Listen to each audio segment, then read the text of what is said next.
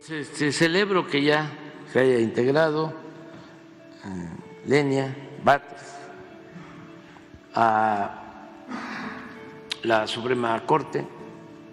Pues es una mujer con principios, con ideales de lucha, incorruptible, verdadera defensora de la justicia.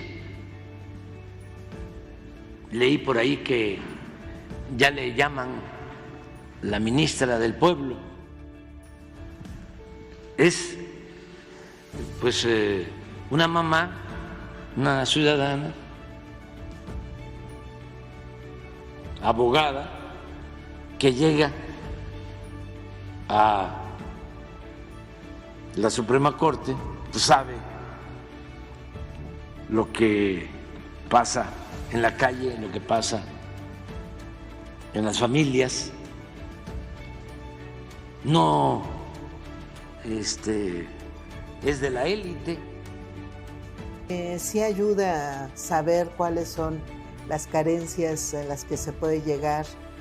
Vivirlas pues no es lo mismo que alguien nos la cuente. Además pues nos hace tener los pies más en la tierra. Lenia Batres Guadarrama nació el 6 de agosto de 1969 en la Ciudad de México, en la colonia Niños Héroes, de entonces delegación Benito Juárez. Sus padres fueron profesores de primaria y secundaria que para solventar las necesidades de sus 5 hijos llegaron a cubrir 3 turnos de clases. A pesar de su ardua labor académica y laboral, al interior de su familia fueron dedicados y estuvieron pendientes de la educación de sus hijos, motivando las discusiones y debates a partir de la lectura de noticias de los periódicos, algo que influyó mucho en la formación de Lenia.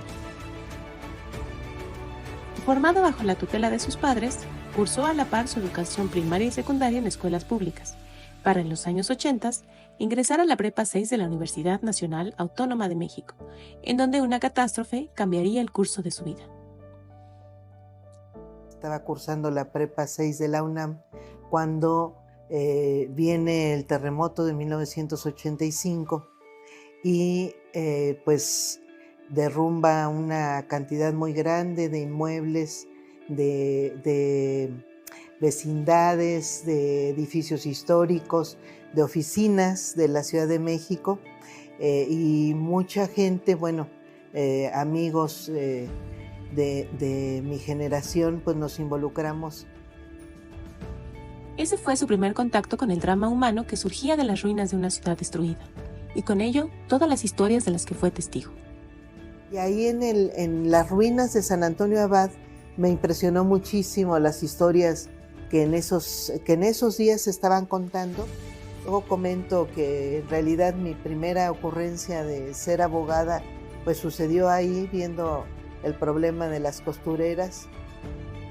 Ante la urgencia de las víctimas del terremoto, los jóvenes se organizaron para ayudar desde diferentes frentes, desde los que perdieron sus casas hasta los que llevaron alimentos, y esos mismos jóvenes fueron los que más adelante trasladaron la ayuda humanitaria de urgencia del terremoto de 1985 a la militancia política de izquierda que defendió más tarde su derecho a la educación.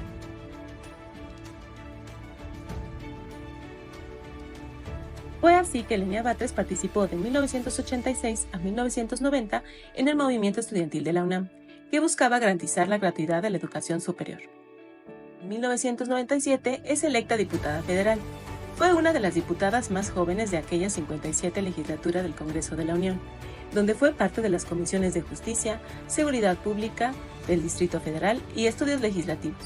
Desde aquí, Lenia Batres propuso el sistema de justicia penal, que después fue aprobado como sistema de justicia penal para adolescentes, mismo que está actualmente en vigor. Como diputada impugnó diferentes reformas impulsadas por el entonces presidente Ernesto Zedillo en materia de seguridad y justicia, que tendieron a homologar la normativa mexicana con el modelo estadounidense, como fue la creación de la Policía Federal Preventiva, acción que criticó en la Cámara de Diputados. Compañeras y compañeros diputados, de nueva cuenta se nos presenta un dictamen que, de aprobarse, representará un enorme retroceso en la construcción de las instituciones que necesita un Estado democrático de derecho. Más aún, uno organizado como República Federal, retroceso para la procuración de justicia, retroceso para la debida garantía de respeto de los derechos humanos hacia la ciudadanía, retroceso para el fortalecimiento del federalismo y retroceso para la propia seguridad pública que la ciudadanía exige que este Congreso le otorgue en sus leyes. El tiempo le dio la razón. Otra de las reformas a las que se opuso como diputada fue a la más grande abominación que ha aprobado el Congreso en prejuicio de los mexicanos y su economía, la transferencia de la deuda privada del FOAPROA en el presupuesto de nuestro país. Después de haber sido diputada federal, es invitada a participar como directora general jurídica y de gobierno en la delegación Cuauhtémoc. Tiempo después, se incorporó como asesora y posteriormente como directora general de regulación al transporte en la Secretaría de Transportes y Vialidad en el gobierno del entonces Distrito Federal, que estaba a mando del licenciado Andrés Manuel López Obrador. En los años siguientes participó en la defensa del petróleo, la defensa de la economía popular y en contra de los fraudes electorales. También participó en la resistencia civil pacífica de la defensa del petróleo para impedir la privatización de la industria petrolera y en aquel entonces, Lenia Batres formó parte de la Brigada 11, Benita Galeana, esto junto a miles de mujeres conocidas como las Adelitas. De igual forma, se dedicó a la academia en la Universidad Autónoma de la Ciudad de México, realizando ahí una maestría y estudios de doctorado. Simultáneamente, se incorporó como docente a nivel licenciatura, dando clases en la carrera de Derecho, Ciencia Política y Administración Urbana, Régimen Jurídico del Distrito Federal y del Marco Jurídico de la Administración Pública. También fue asesora de la jefa delegacional de Tlalpan, Claudia Sheinbaum Pardo, del 2015 al 2018, directora general de Gestión, Vinculación y Asuntos Jurídico-Normativos de la Autoridad del Espacio Público en el 2018 y asesora de la Secretaría de Desarrollo Urbano y Vivienda de 2019 a 2021. En el 2021, Lenia Batres se incorpora en la Consejería Jurídica del Ejecutivo Federal al mando de María Estela Ríos.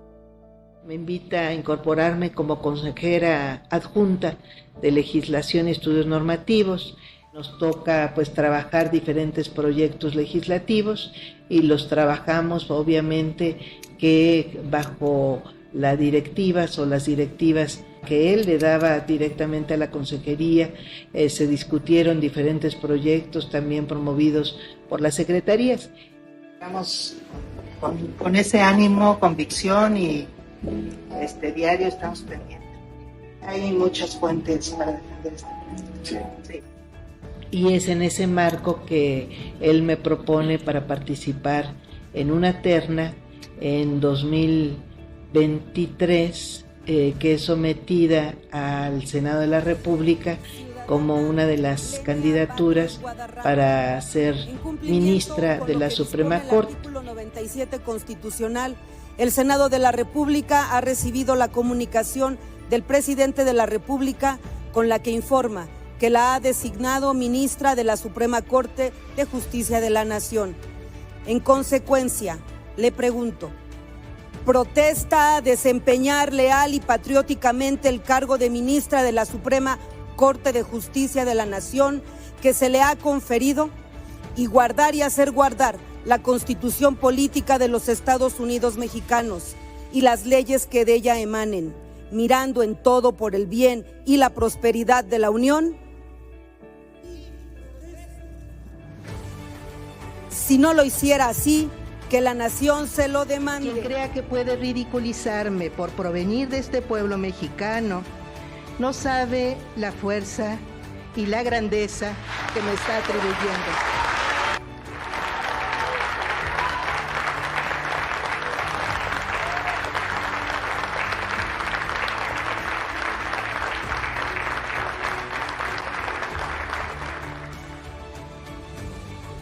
Fuerza y grandeza que recibo con esa dignidad. Ministra del pueblo, me han dicho, y es un enorme halago, una misión grande que acepto con honor y con la responsabilidad que merece. En el 2024 recibe la medalla Emilio Krieger por la Asociación Nacional de Abogados Democráticos por su gran aporte a las luchas democráticas y a la defensa de los derechos humanos del pueblo mexicano.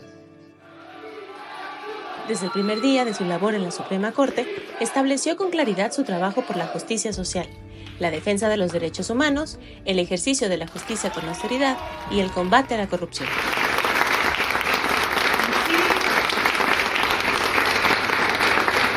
No les quepa duda que fue la batalla del siglo y el día de hoy la ganamos.